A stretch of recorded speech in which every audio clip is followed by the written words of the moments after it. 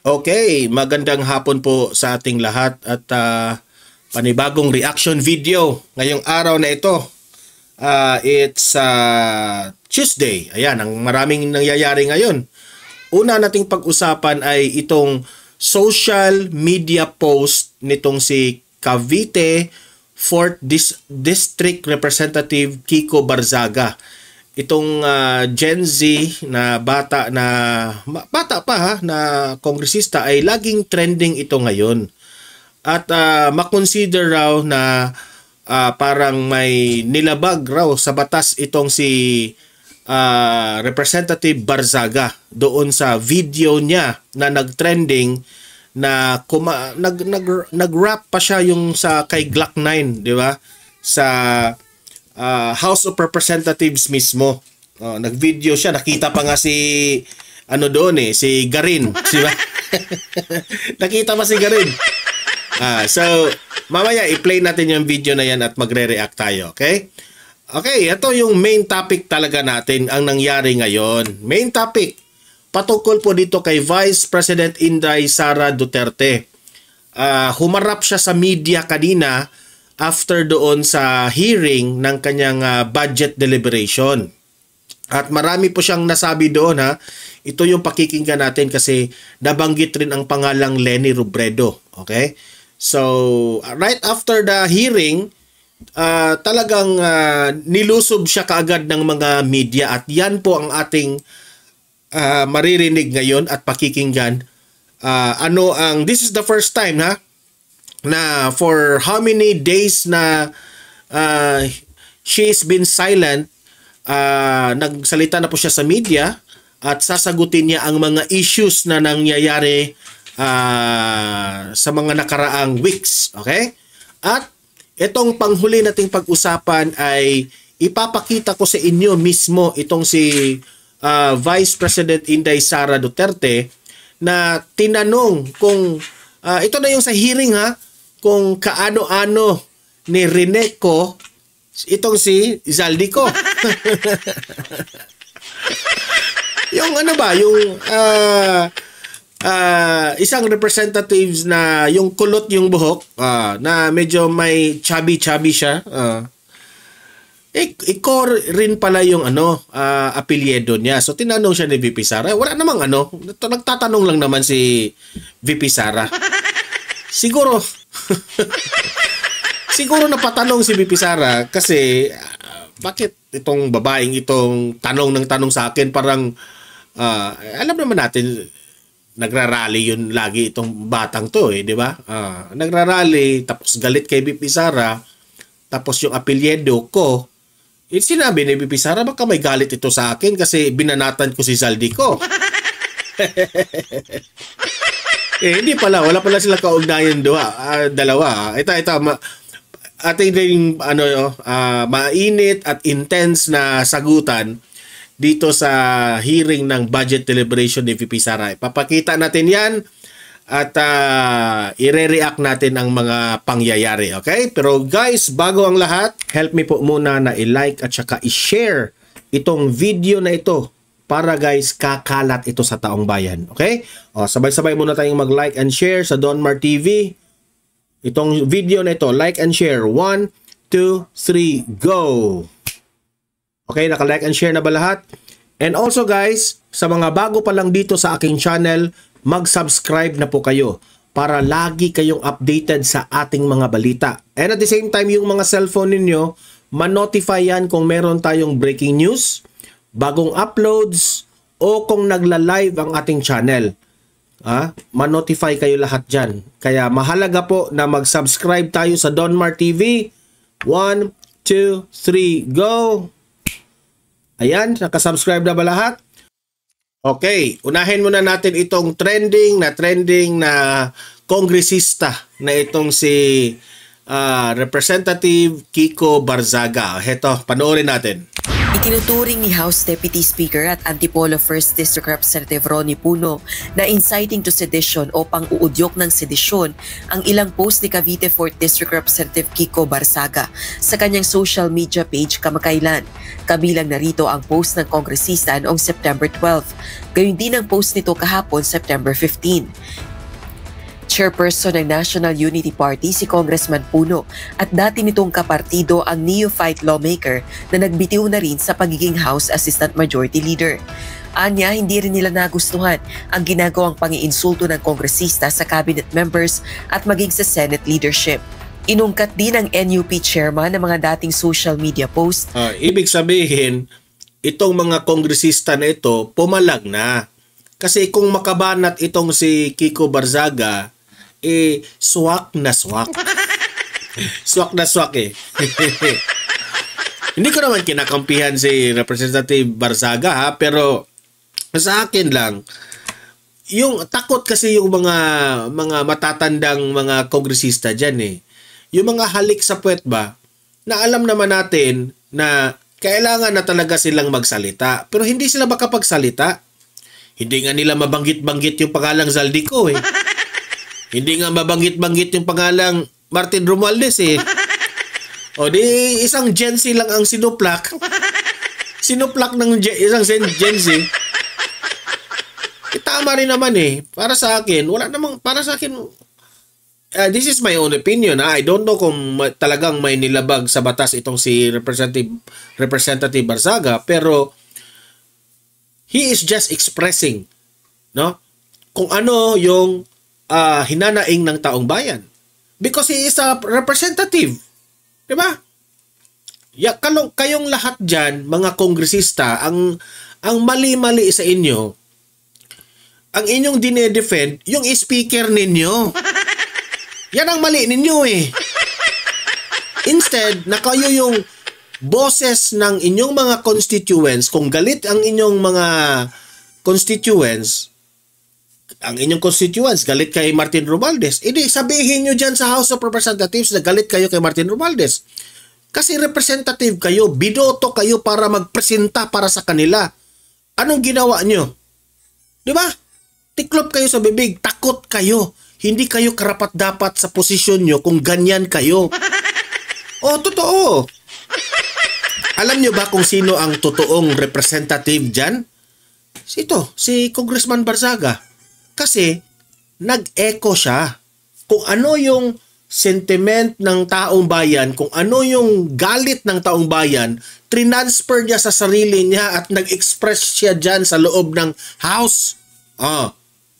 Nag-express siya dyan sa loob. Anong mali doon? Di ba? Ito yung totoong congressman, totoong representative nga.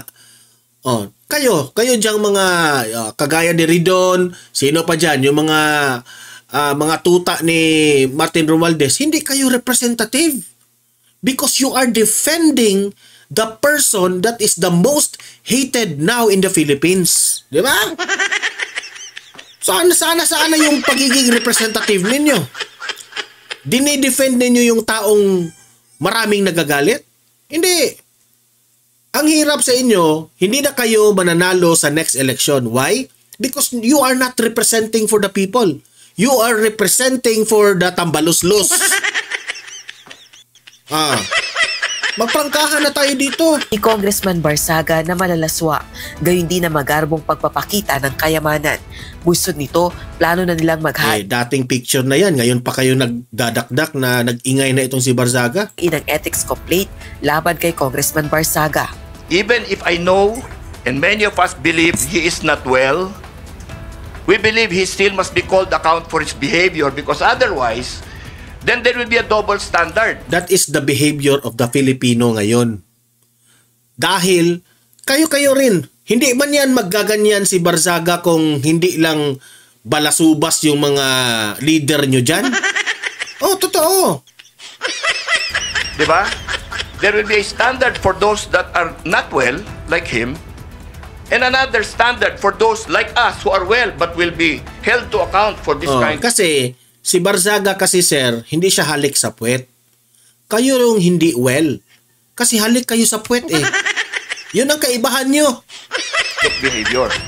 One standard, everybody. If you're in Congress, you are presumed sound of mind. Halata itong taong to na sarado ang isip. Yun lang ang masasabi ko dyan. Kahapon habang may sesyon sa plenaryo ng Kamara, nakuhanan ng video si Representative Barsaga na nag-iikot at nakikipagkamay sa mga kongresista. Sa kanyang social media post, kumanta pa ito habang dumadalo sa sesyon. Tayo po na nakaupo, subukan nyo namang tumayo. At baka mamyaw meow meow meow meow meow meow meow meow. Magbabago na ang House of Representatives. We will bring justice into this corrupt system. Di ba? Ayon kay Representative Puno, nangangampanya umano si Congressman Barsaga. What's wrong with that? Kumakanta lang naman siya. That's freedom of expression. He is not disrespecting the House of Representatives.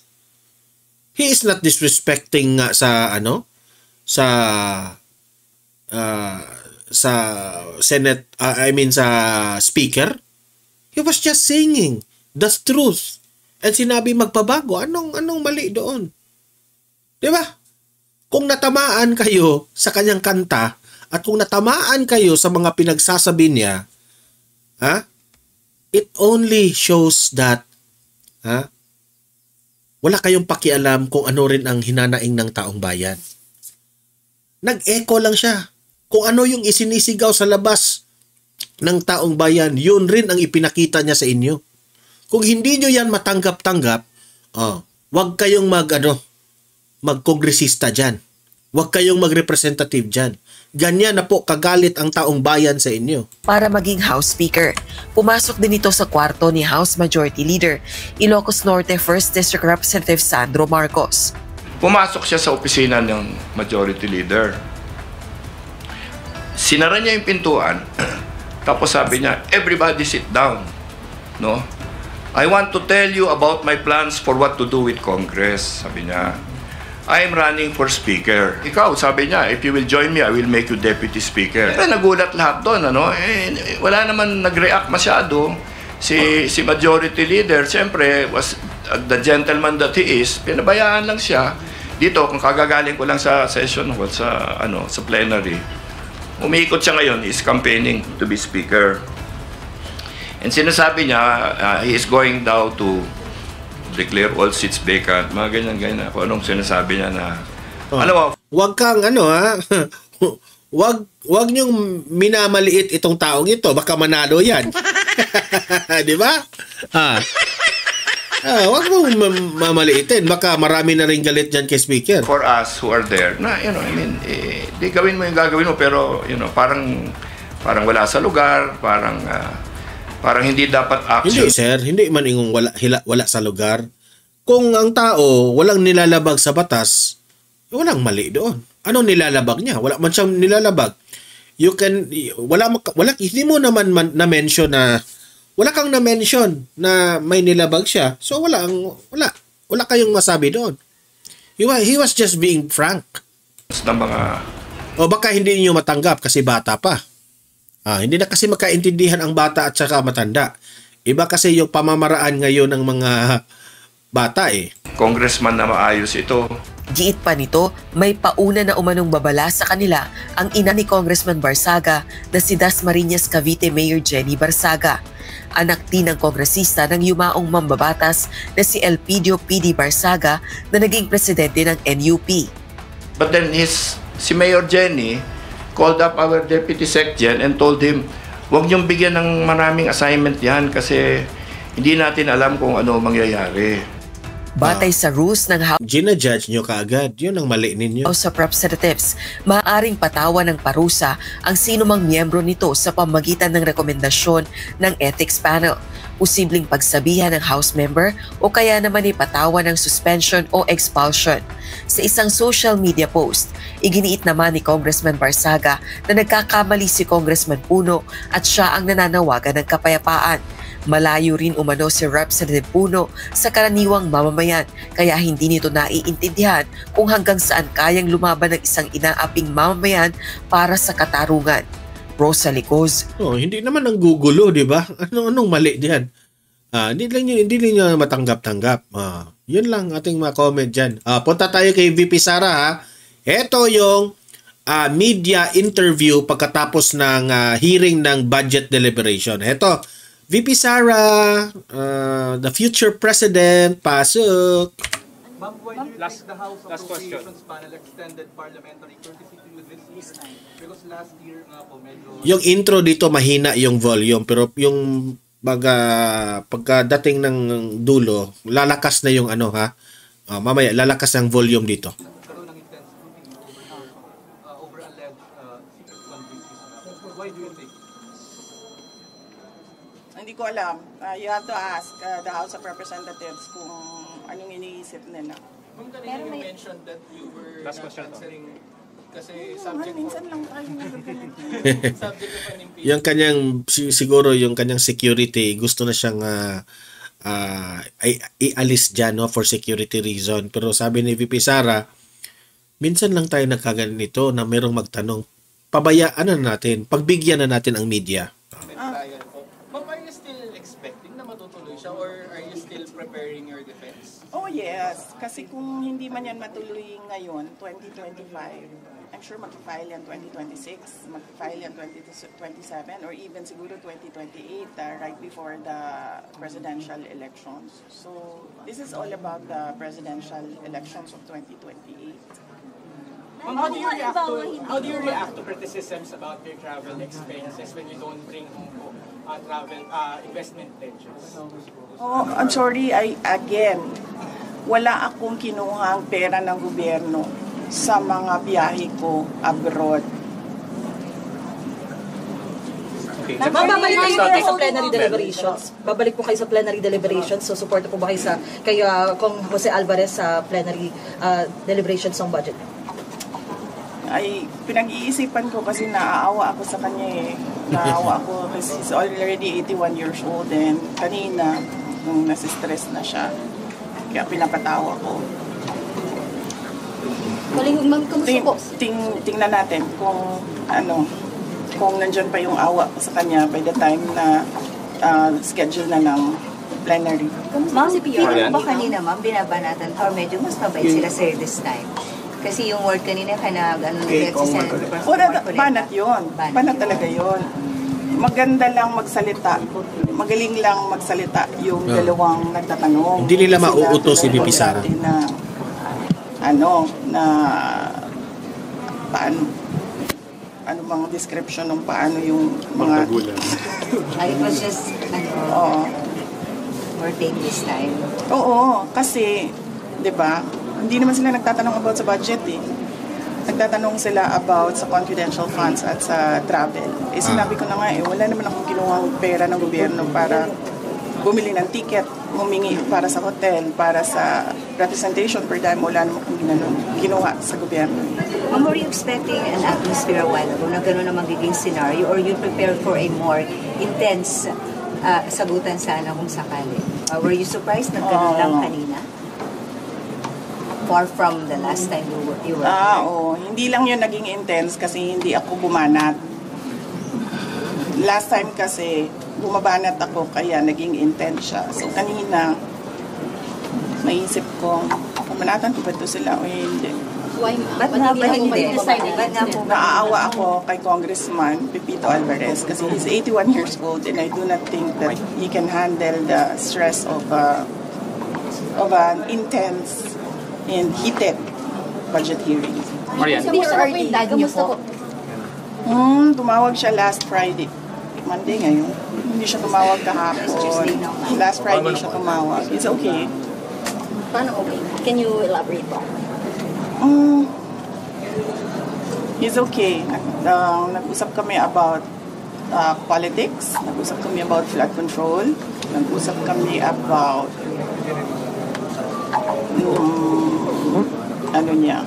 love life niya. So updated po siya sa mga nangyayari ngayon, like nabanggit po nga po flood control issue. Ano pong nasasabi niya? Kasi bawal ako mag-discuss ng kung anong pinag-uusapan dun sa loob eh. So hindi ko masabi kung ano sinasabi niya. Next question. Any more?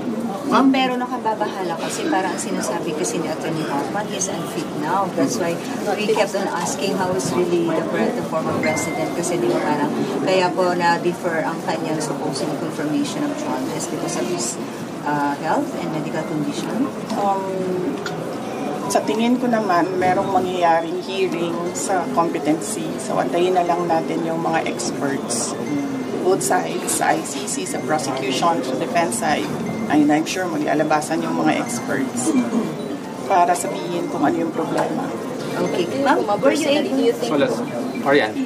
He is well, ma'am. He is fit to stand trial. Ay, naku, hindi ako expert sa kung ano dapat ang kapasidad ng isang witness or ng isang accused. Pero ma'am, sa conversation niyo, sharp pa rin po bang mag-an po sa pag-isip po si former president?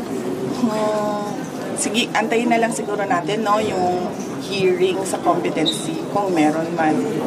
I'm sure masasabi ng mga experts kung ano yung nakikita nila. Ma'am, were you able to see former Vice President Robredo when you visited Naga? Did you have the chance? Kasi ganito yun. Noong nakita kami ni Vice President Robredo sa bahay niya, alala nyo, hindi naman odd yun. Hindi odd yun sa akin kasi binibisita ko talaga yung mga former vice presidents. Nag-courtesy call ako sa kanila, nagpapakilala ako.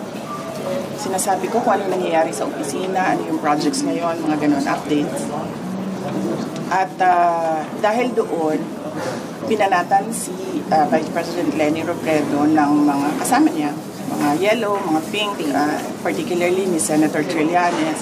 At hindi ko kasi gusto yung nagaganon yung isang former vice president. Being a vice president, ayoko yung ginaganon mga former vice president. So, for this visit sa Naga City, nagdesisyon ako na huwag kami magkita para wala nang masabi ang mga tao about former vice president Leni Robredo. Pero usap po kayo. Hindi man. Wala kaming numbers sa isa't isa. Haji. Ma'am, Madam Vice President, magandang tanghali po. Baka lang po aware po kayo sa recent moves po ni Cavite Representative. So, klaro yun na ayaw nang iniiwasan na ni VP Sarang pumunta sa bahay o opisina ni Leni Robredo para wala nang masabi itong mga mababa lang ang mga kukuting mga kakamping at itong mga yelo. Kiko Barzaga sa House. Parang challenge niya po kasi yung leadership ni House Speaker Martin Romualdez. Dapat lang. Dapat lang talaga. Dahil nakita niyo naman yung budget 2023, 24, 25. Malamang agawan na naman yan ng budget sa 2026. At lahat yung mga past budgets natin, nakita natin na it was under the leadership of Speaker Martin Romualdez. Dahil hindi mamatay-matay yung issue ng ouster attempt dito sa Kamara, kayo po may personal po ba kayong bid for the speakership? Wala. Hindi ako...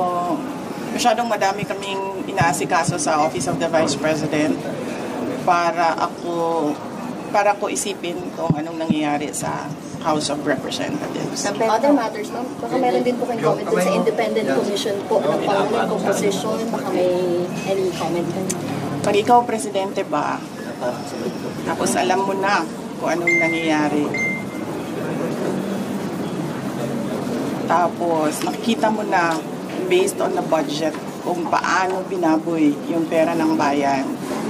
Mag-aantay ka pa ba ng komisyon o ng Truth Commission o ng kung anong komisyon yan? Actionan mo kasi kaagad dapat yan. Para ito kay Bongbong Marcos sinabi niya. Ikaw, presidente ka, alam mo yung pinsan mo na nagkaganito na po ang sitwasyon ng flood control o mga korupsyon. Hinahayaan mo pa rin maging maging House Speaker yan? Di ba? Katangahan na yan ng presidente natin. Unang-una, sinabi ko na noon, nag-appoint siya, nagpumili siya ng speaker na involved sa bribery nakalagay sa isang kaso doon sa Amerika. Klarong-klaro na doon nakita na involved siya sa racketeering and sa bribery. So, ikaw ba, Presidente, ka pa, ilalagay mo ba yung ganyang klaseng speaker? Siyempre, hindi na, di ba? So, anong nangyari sa budget natin?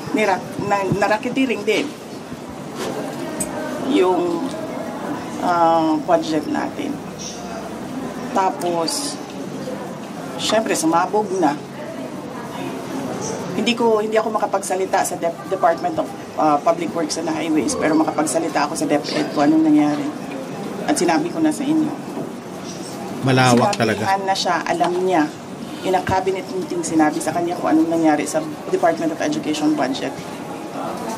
And then, ang ginawa niya is nag-change the picture. So,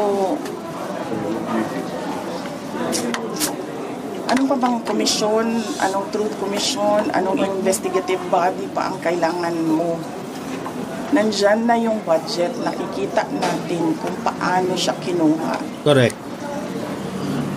Diba dapat nun, diretsyo mo na gawin, tanggalin mo na yung speaker mo, ayusin mo na yung, sabihan mo na yung mga kaalyado mo sa House of Representatives, ayusin niyo yung budget, tapos panagutin mo na yung mag-lifestyle check ka na dyan sa mga congressman at sa mga staff nila. Dami dyan, may bahay sa abroad.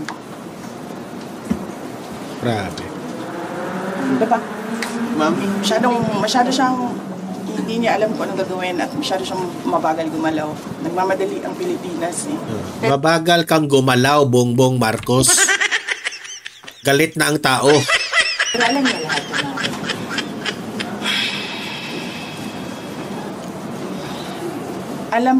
Alam nga nung bata na nakikinig lang at nanonood lang ng balita at nagbabasa lang ng budget. Presidente pa, hindi niya alam. Correct. Pero ma'am, di ba too late na po ba yung ginawa ni BBM, and of course, dapat po ba talagang kasuhan na si Speaker and si Sandy ko sa mga ginawa nila? Actually, hindi na nga siya too late eh. Nothing na nga siya eh. Nothingness na ang ginagawa ngayon. Ma'am, kaso, the Speaker was your campaign manager in 22. Were you not aware of these issues before? Hindi naman siya naging speaker noon eh. Ay, hindi ma'am. I mean yung bribery po, kasi na-mention yung bribery, alleged bribery. Were you not aware during the 22 campaign? I do not remember the exact time kung kailan ko nalaman yung case doon sa United States kung saan nabanggit yung pangalan niya sa pagtatanggap ng bribery for the cases that were filed here in the Philippines. Pero hindi naman kasi ako ang pumipili ng speaker eh. Ang pumipili ng speaker ay ang presidente. Ang point ni VP Sara ba, may kaso na itong si Romualdez. Ikaw ba namang bangag na presidente, inappoint mo pa bilang House Speaker? Di ba? Kabangagan ng... Siyempre si VP Sara, hindi naman siya, itong reporter rin, hindi naman siya ang nag-appoint. Vice President lang siya. At naging campaign manager lang naman siya by default eh, kasi siya yung president ng partido ng Correct. Lakas. Ma'am, yung Any more questions? po sa Senate, ma'am. Senate po, ma'am. Na naman? Hindi naman tapos-tapos yan. Meron na namang Senate. PNP kahapon, napaka na lang daw ito ng minority. Kaya medyo napikon si Senator karoon ulit ng heated argument yesterday. Hindi ko rin sinusundan kung anong nangyayari sa Senate. Pero nandun ako bukas, sabihan niyo yung mga kaibigan niya sa Senate. Hindi for budgeteering. Meron lang akong bibisitahin na senador. Ay, hindi ko pala banggitin yun kasi baka tumagal ako doon. Mamadali ako. May isa lang. Amy? Hindi si Senator Amy. Senator Amy, katext ko yan araw-araw.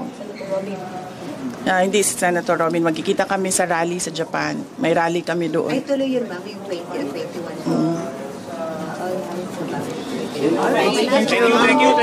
So, magaling, no? Marami tayong nakuha na updates dito sa media interview ni VP Sara after the budget deliberation. Ngayon naman, ipapakita ko sa inyo ang mismong budget deliberation dito ni Kulot ko. Itong si Rene ko. Tanong ng tanong parang wala sa hulog yung mga tanong. Ito, panoorin natin. Going to the next from the minority leader, Congresswoman Rene Co. Please go ahead. Good morning to the Vice President. Good morning to my colleagues. I'd like to take off po sa questioning na ni Representative Tino. Meron po kasing minention na list of destinations. Nagtanong itong si Rene Co, VP Sara. Parang nababasa ko na yung isip niya di ba? Alam ko na yung isip niya na tinake ni Vice President this year under Travel Authority. But we like to take note na in a press conference of the Office of the Vice President, meron pong security and staff na kasama si Vice President. So can we ask po, paano po pinopondohan yung pagpunta, flight and accommodations ng staff and security ng OVP? Madam Chair,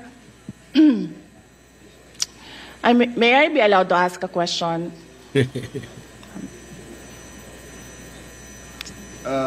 Depende sa nature, Madam Vice President. Yes. Magpinsan po ba si Congressman ko ngayon tsaka si Zaldi ko?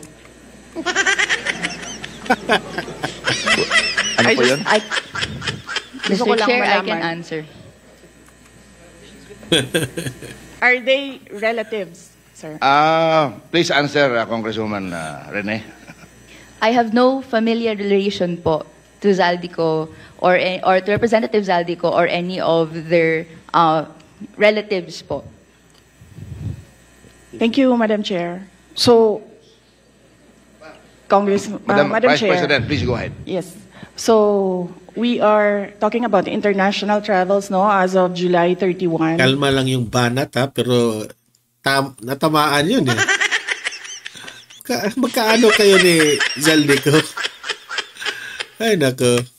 So for two travels in Southeast Asia, for the security, it's 474,646.93 pesos, and for the OVP personnel, these are for two trips, 463,733.6 for a total of 938,379.99. For one trip to Australia, for the security, it's 438,383.26. And for the OVP personnel, it's 206,988 for a total of 645,371. For the Middle East and Europe, 3 trips, the total is for the security is 2,922,869.98. And then for the OVP personnel, that's 1,825,329.47 for a total of 4,748,199.45. For 3 trips in East Asia, the security budget was 1,141,937, and for the OVP personnel, 0, because they did not join these trips. And the total is 1,141,937. The total for 9 trips for both the security and OVP personnel is 7,473,887.70. Thank you, Madam Vice President. Congresswoman Ko. Mr. Chair, may we request a detailed copy of the report that the Vice President gave in relation po sa spending po ng security and staff for foreign trips abroad. We will request the Office of the Vice President to supply the committee with such record. Thank you, Madam. Yes, sir. Mr. Chair, I'd like to ask another follow-up question. Ilan po yung staff and security na dala po ng Office of the Vice President in these trips na funded po, na of this breakdown ng fund na binigay?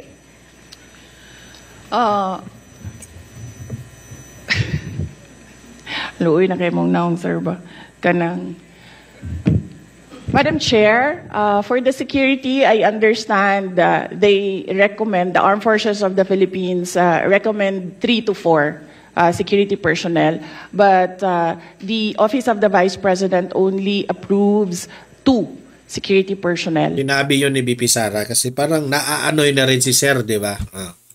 And for the Office of the Vice President personnel, that's 1 ceremonial and diplomatic affairs employee, 1 for MPRD, that is the media relations and public affairs division, and then 1 for as assistant to the Vice President. So those are the approved personnel who joins the Vice President in her trips.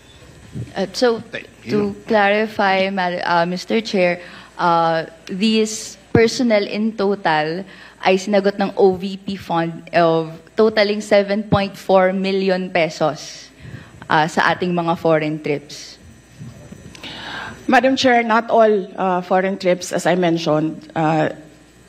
Security is always recommended by the Armed Forces of the Philippines, but some trips do not have OVP personnel because there are only 3 trusted OVP personnel who can do the work that I demand from them, and sometimes they are not available. Araw yun, ha? Okay. Halata na hinanapan talaga ng kasalanan si BP Sara, eh. Okay, thank you, Madam Chair. Walang mahanap-hanap, eh. Di ba? So, to confirm, ito pong mga trips na to that was mentioned, are these trips personal in nature that required po yung presence ng personnel and staff? Mr. Chair, I believe, with all due respect with my colleague in the minority, I believe the question is irrelevant. Because even if the Vice President travels on her personal capacity, we cannot disassociate herself from the office of the Vice President. She's still the Vice President. Correct. The reason for the travel is business, but she could also travel in her personal capacity, but she's still the Vice President. So I believe the question is irrelevant. With all due respect with my colleague. Mr. Chair, Thank you. Just to respond po, no, this is just a mere question. Whether the nature of the trip is personal or business po, no, or whether it's official. This is a question that I'd like that could be posed, and I hope to post po to the Madam Vice President. Madam Chair, it depends. If I have activities for the Office of the Vice President abroad, the 3 OVP personnel join the trips. But if the trip is purely personal and I do not have events for the Office of the Vice President, they do not join the trips. So in the graph, in the table that I mentioned earlier, those were the trips that the 3 personnel from the Office of the Vice President joined. But in the case of security personnel, this is something that is beyond the Office of the Vice President. It is decided by the Armed Forces of the Philippines. Going to the next from the Minority Leader, Congresswoman Reneco. Please go ahead. Good morning to the Vice President. Good morning to my colleagues. I'd like to take off. So, yun na po yun, ha? Bumalik na yung video. So, halata, no? Ito naman yung laging nagrarally against sa mga Duterte eh. Wala naman itong ginagawang mabuti sa Pilipinas kundi Duterte lang ng Duterte ang gusto nilang patalsikin. Kahit nga irrelevant yung mga ipinaglalaban nila, laban lang sila ng laban. So yun po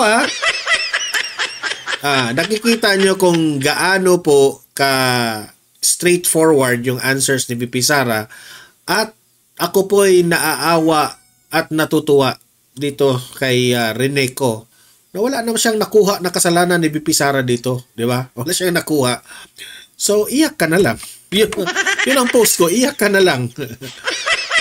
Pilit nyo kasing ipinamukha sa taong bayan na may kasalanan si VP Sara, matinong nagtatrabaho yung Vice President na yan. And that will be the future President. Okay? So, ayan, narinig ninyo.